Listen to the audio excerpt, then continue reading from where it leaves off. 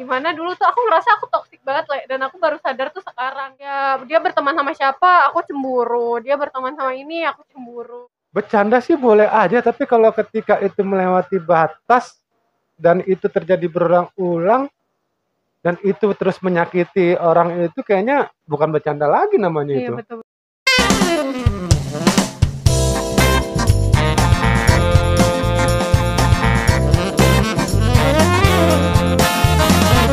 Oke, selamat malam kakak.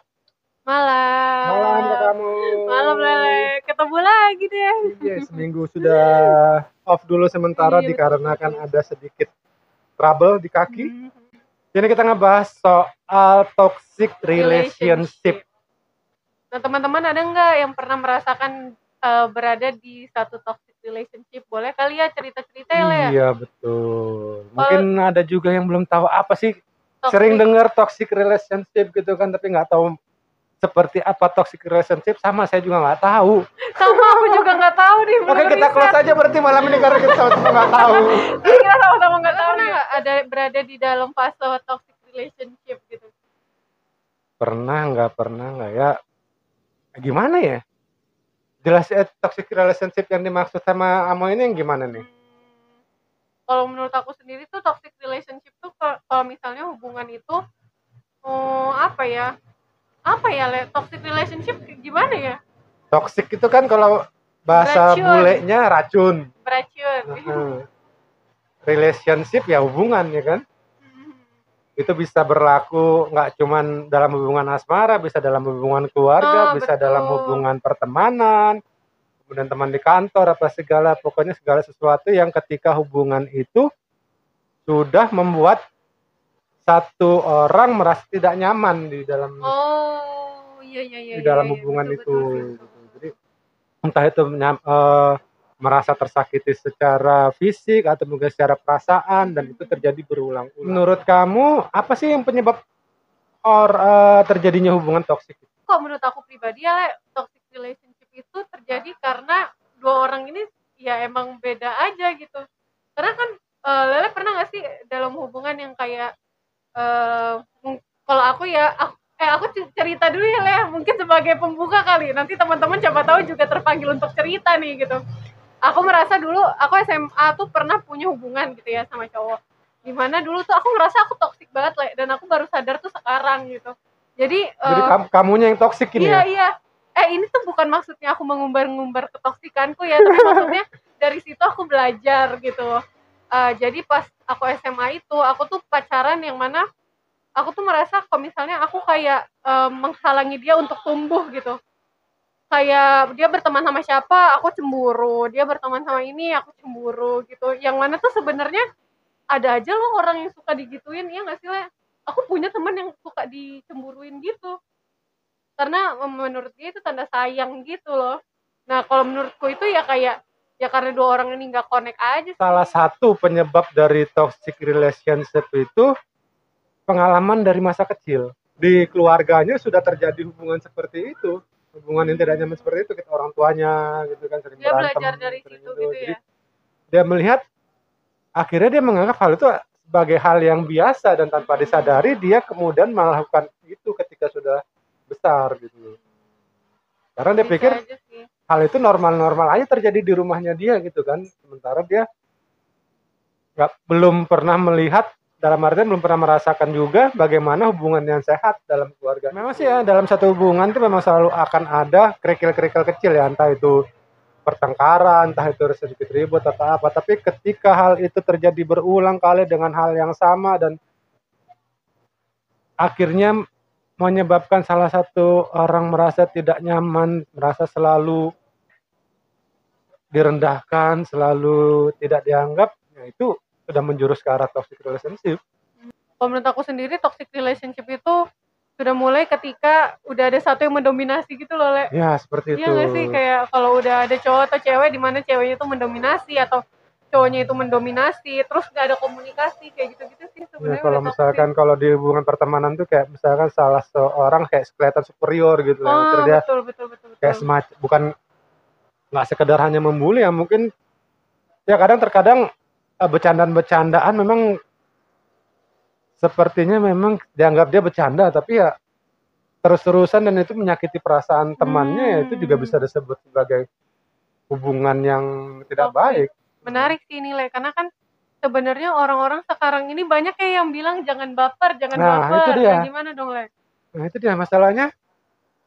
Bercanda sih boleh aja, tapi kalau ketika itu melewati batas dan itu terjadi berulang-ulang dan itu terus menyakiti orang itu, kayaknya bukan bercanda lagi namanya Iya, itu. betul betul betul. Tapi kan orang itu juga nggak tahu kalau sebenarnya dia lagi bercandanya dia tuh sedang menyakiti orang lain, paham nggak, Le? Nah, itu dia. Terkadang itu kita nggak sadar kalau kita toksik buat Iya, orang iya, lain. iya. Misalkan dalam hubungan rumah tangga nih, kenapa orang terjebak dalam toxic relationship? Terkadang ya karena memang berusaha mempertahankan sih kelanggengan dari rumah tangganya itu. Jadi dia nganggap itu biasa aja, itu cuma biasa aja, itu cuma kecil gitu kan.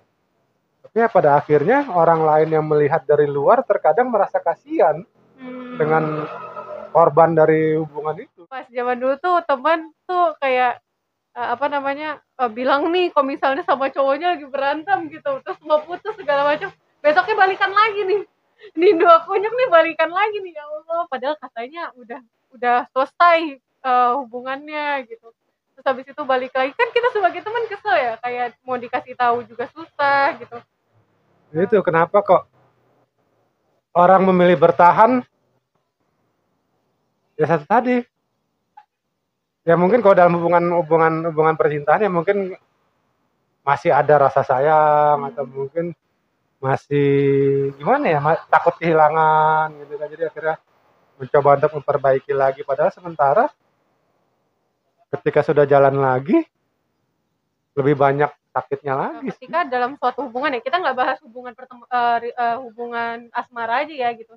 Dalam hubungan ini kita sudah merasakan ada toksik nih gitu. Terus habis itu kadang kan ada dua pilihan ya, pergi atau menyelesaikan itu gitu. Nah, pada tahap apa sih sebenarnya kita tuh sudah sepantasnya memilih pergi gitu? Kalau menurut aku pribadi sih ketika itu sudah benar-benar sudah dibicarakan secara baik-baik, itu sudah kita komunikasikan langsung dengan orangnya dan itu masih terus terjadi,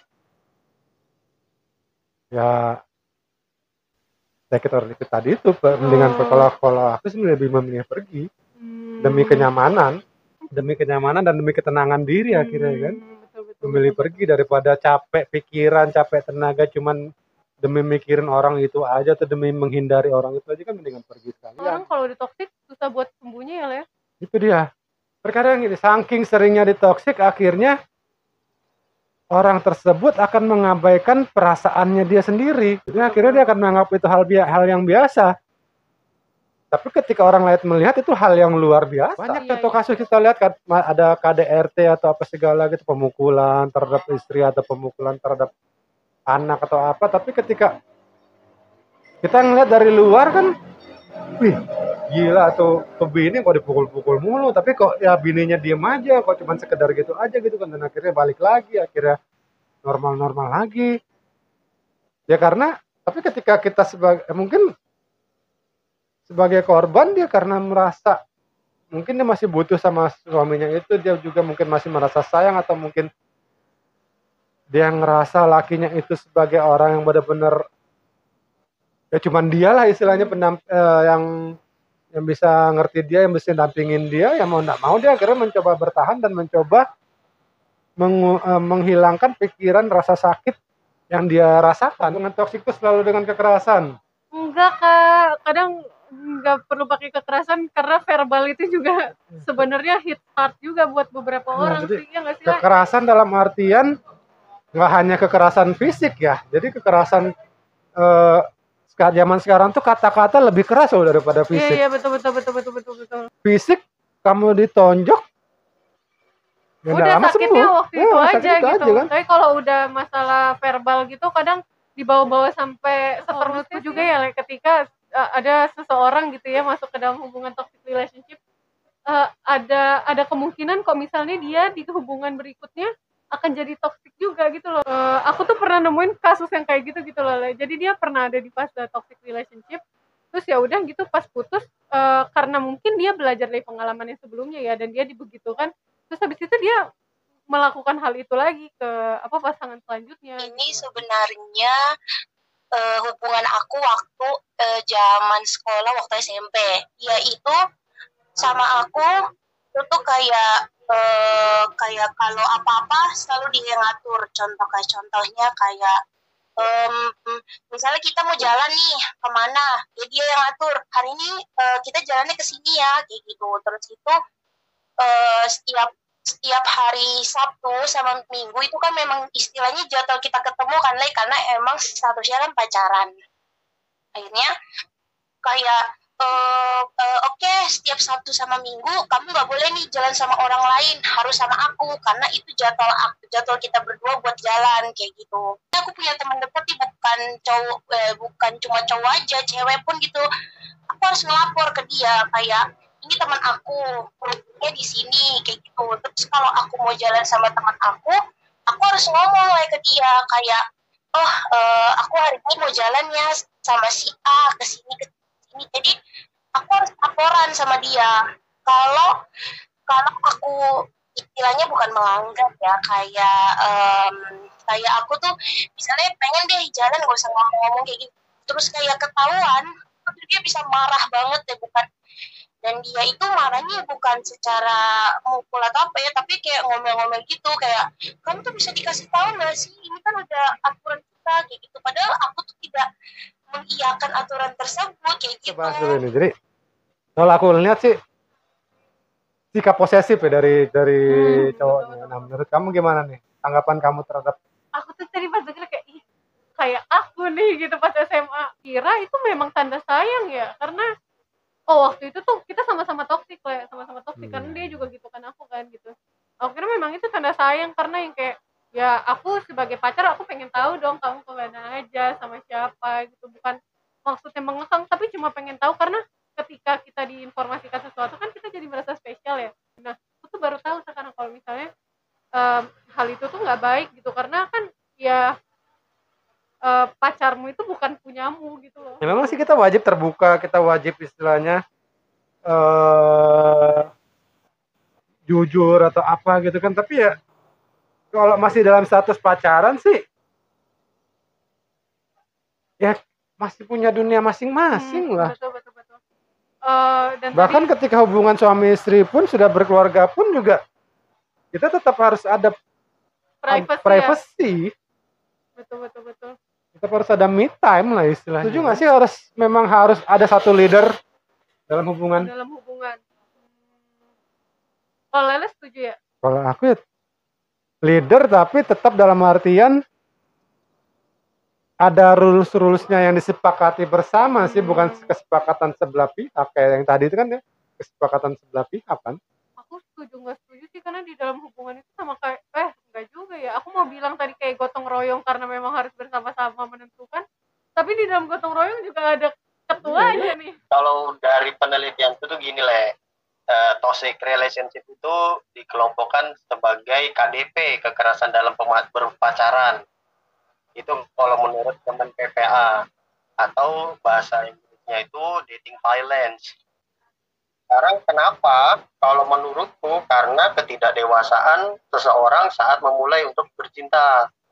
Karena ketidaksanggupan seseorang dalam memahami atau memaknai cinta. Jadi untuk teman-teman sekarang, aku sih cuma saran satu, silahkan bercinta, silahkan pacaran, tapi pastikan kalian mampu untuk memposisikan cinta itu, memandang cinta itu secara dewasa,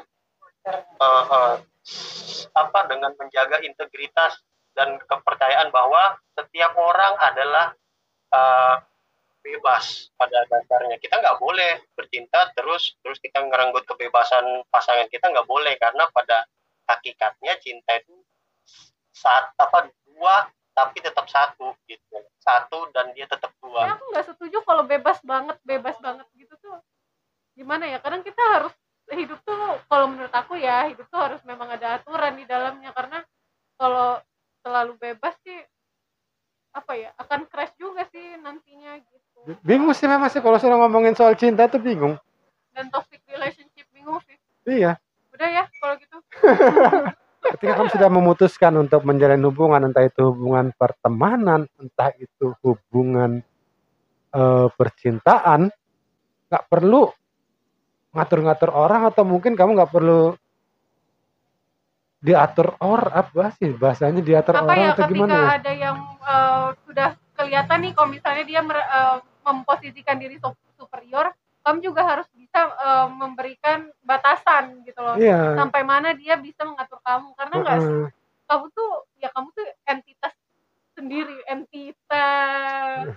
kamu tuh milikmu sendiri, bukan miliknya dia. Dan kamu tuh juga ada gitu kan, Iya, bukan cuma dia doang yang ada di situ gitu Dan loh. kamu harus didengarkan juga pendapatnya, bukan cuma dia yang memberikan pendapat, tapi kamu juga harus berpendapat, benar nggak? Dan juga kamu juga harus intinya mendengarkan sih, sama-sama mendengarkan. Iya, betul. Ya pokoknya sabar aja, kalau misalkan memang batas kesabaranmu itu masih ada, Coba perbaiki hubungannya. terus selama kamu sadar dan itu kamu sudah tetap merasakan kesakitannya, lebih baik kamu pergi aja sih.